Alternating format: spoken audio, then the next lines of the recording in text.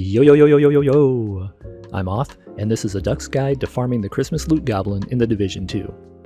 He spawns all over the open world in both DC and New York City, as well as in the Summit. But the holidays are over, and he's being patched out at the end of the month. So, before that happens, I'm going to talk about what he drops, explain why you should care, and show how you can make the most out of the remaining time to farm him.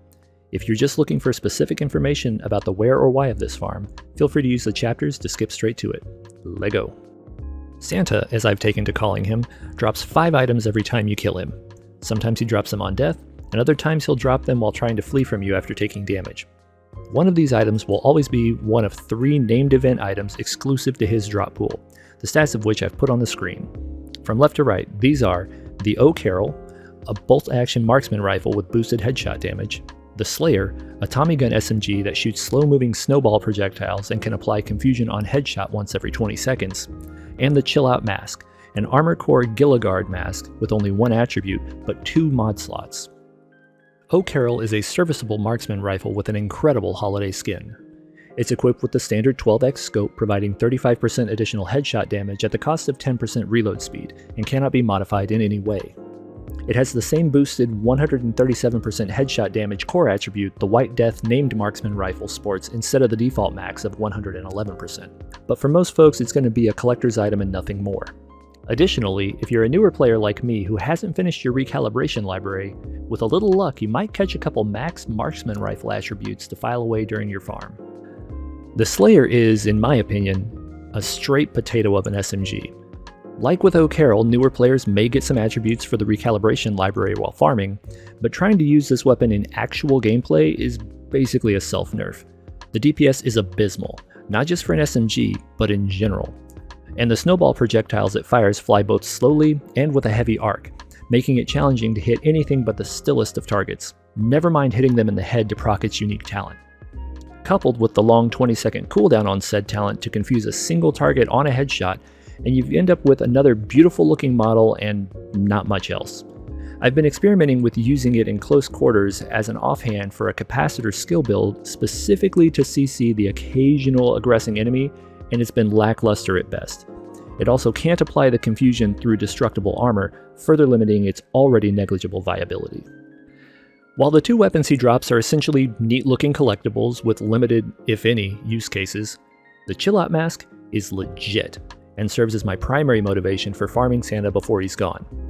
It's Gilligard, which will provide you with a plus 5% to total armor if you aren't wearing any other pieces of that brand set. This pairs well with the blue armor core it comes with, but the attributes are what make this item interesting.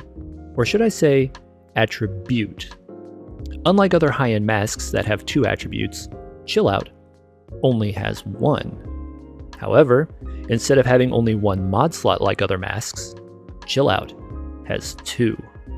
This creates all sorts of interesting possibilities and, in my opinion, makes this farm both important and worthwhile. In the Division 2, normally you have 3 mod slots on your gear to work with. 1 on your mask, 1 on your backpack, and 1 on your chest armor.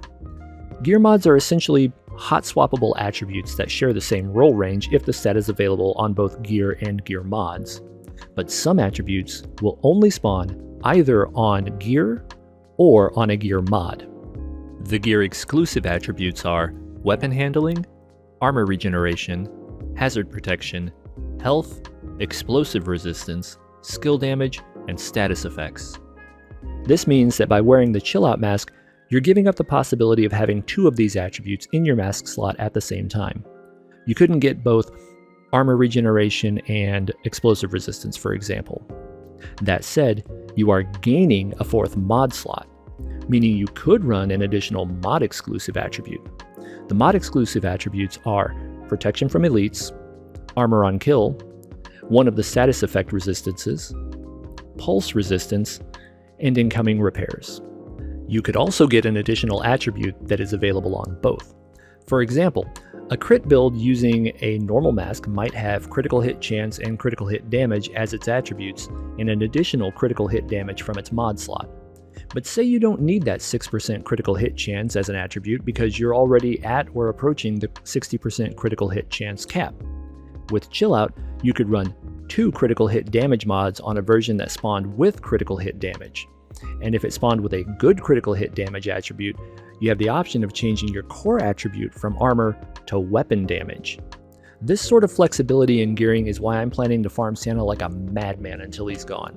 If my mask slot is not needed for a build, the extra potential and versatility Chillout provides is incredible. Now, I want to be clear. Gaining additional mod slots is not exclusive to the Chillout mask. It is also possible through the crafting of Improvised gear, which provides one mod slot at the cost of a gear set or brand set bonus. But because Improvised gear has 2 random attributes and a random core attribute, there are a lot more variables at play. You've got to pray to RNGesus and burn an offering of who knows how many crafting mats to get something close to what you're looking for. However, since Chillout only has 2 values that roll, the core attributes armor range and the random attributes range, it's significantly easier to get something usable if you don't need multiple attributes that are exclusive to gear, or if you want additional attributes only available on gear mods. On top of that, you'll gain crafting materials from all the other drops during your farm instead of hemorrhaging them crafting Improvised gear. Because I don't have heaps of builds put together at this moment, I've got 5 or 6 I'm happy with and a couple more in the oven. I don't exactly know what I might want to put together in the future, or what roles I might need. So my plan is to get as many maxed attributes as I can on Chillout masks while it's farmable. Thankfully, since I haven't been playing the Division 2 for years, my stash space isn't exactly at a premium, so this is feasible for me. However, you might be a more veteran player with a much bigger stockpile of swag. But that also means you likely know exactly what couple of attributes matter most to you, and you'll be able to keep only the most important versions of Chillout for your builds rather than making a big pile like me that will have to be addressed somewhere down the line as I acquire additional gear I want to retain long term. While my stash space may not be at a premium, the time to farm Santa is, so allow me to present my method and the reasoning for it. This farm is super simple. You're going to fast travel between 2 locations and check a handful of specific spots where Santa can spawn at each of them.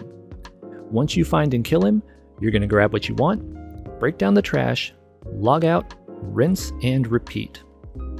The first location, and the one I've had the most success with by far, is the Jefferson Trade Center main mission. Contrary to other information I've seen posted, there are 3 spawn locations you can check here. When you load in, turn left away from the mission entrance and head to this manhole.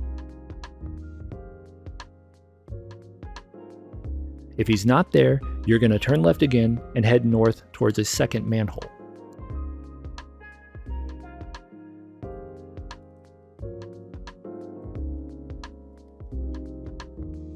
If he's not there either, turn around and head back towards the first manhole. You're doing this because the third location he can spawn is out of some doors in a building well down the road to the south. The good news is, you don't actually have to run down there to check for him. If he spawns, you'll know by the minimap's border turning red indicating you've entered combat. This is especially useful because sometimes the in-game weather or his spawn location make it difficult to know he's there.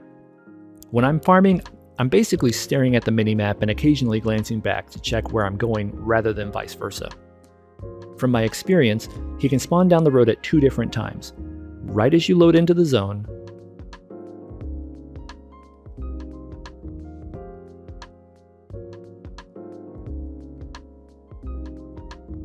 or after you've checked that second manhole and are returning to the first.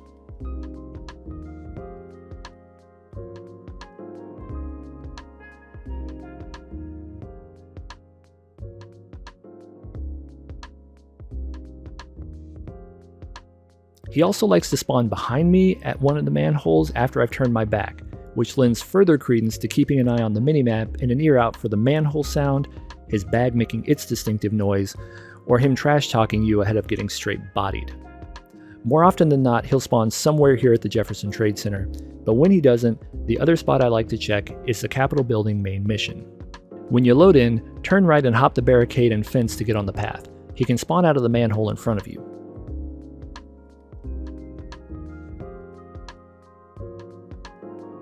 The other spot he spawns is basically out of the ground on the other side of the hedge. It's not easy to see him spawn over that hedge, but if you listen for him and watch the minimap, you'll know if he's there.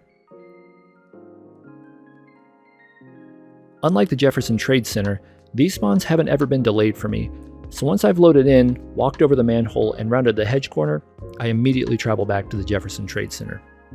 On this route, at both locations, Santa will be alone, and you can almost always avoid any other confrontation. Because of this, even if you're a newer player, I strongly recommend turning the world difficulty all the way up to Heroic.